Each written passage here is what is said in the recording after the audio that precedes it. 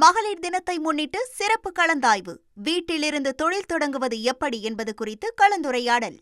நாளை திருநள்ளாறில் நடைபெறும் சனிப்பெயர்ச்சி நிகழ்வில் கலந்து கொள்வதற்காக பல்வேறு பக்தர்கள் வரவுள்ள நிலையில் சிறப்பு ரயில்கள் இயக்கப்படும் என்ற ஒரு அறிவிப்பு வெளியாகியிருக்கிறது. அந்த வகையில் நாளை மற்றும் நாளை மறுநாள் தெற்கு ரயில்வே சார்பில் சிறப்பு ரயில்கள் இயக்கப்படும் என்று தெரிவிக்கப்பட்டிருக்கிறது.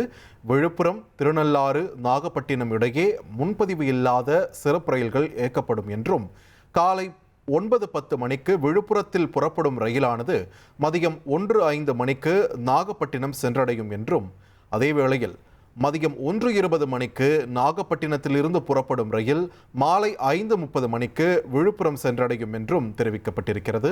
இந்த ரயில் விழுப்புரம் பேரளம் வழியாக திருநள்ளாறு, காரைக்கால், நாகப்பட்டினம் வரை உள்ள நிலையங்களில் நிறுத்தம் பெறும் என்றும், புதுச்சேரி முதல் நாகப்பட்டினம் வரை நேரடி டிக்கெட் வாங்கி பயணம் செய்யலாம் என்றும் ரயில்வே தரப்பிலிருந்து தெரிவிக்கப்பட்டிருக்கிறது.